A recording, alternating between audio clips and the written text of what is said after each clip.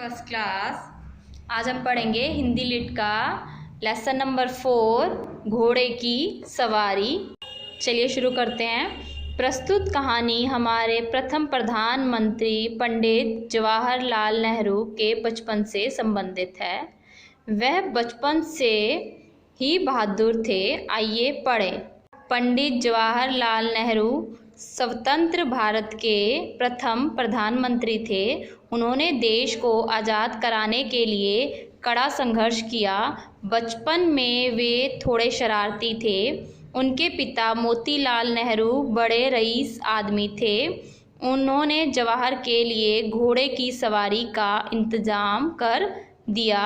जब जवाहर घूमने जाते एक साइस उनके साथ साथ चलता। जवाहर को इसमें आनंद नहीं आता था क्योंकि वह बहुत धीरे धीरे चलता था।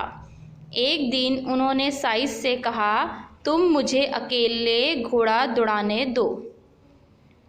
साइस इसके लिए तैयार नहीं हुआ। उसे डर था कि बालक घोड़े से गिर जाएगा, पर जवाहर को इसकी बिल्कुल चिंता न थी। उनके बार बार कहने पर आखिर साइस कुछ दूर हट गया। अब जवाहर ने जोर से घोड़े को दौड़ाना शुरू किया। घोड़ा कुछ देर तो दौड़ा, फिर उसने जवाहर नीचे गिरा दिया और वापस घर की ओर दौड़ पड़ा।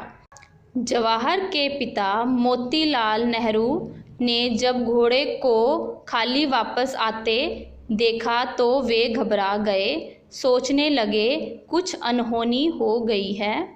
इतने में ही पीछे पीछे बालक जवाहर भी दौड़ता हुआ आ गया। बोला, पिताजी, मैं घोड़े को दौड़ा रहा था, इसने मुझे गिरा दिया, लेकिन मैं घबराया नहीं।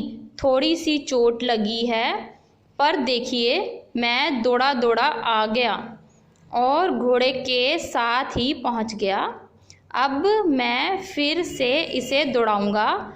मोतीलाल नेहरू ने सुना तो वे मुस्कुराए। उन्होंने अपने लाडले बेटे को शाबाशी दी। बोले, तुम सचमुच बहादुर हो। आज मैं समझ गया, बड़े होकर तुम बहुत नाम करोगे। ओके बच्चों, रीड इट।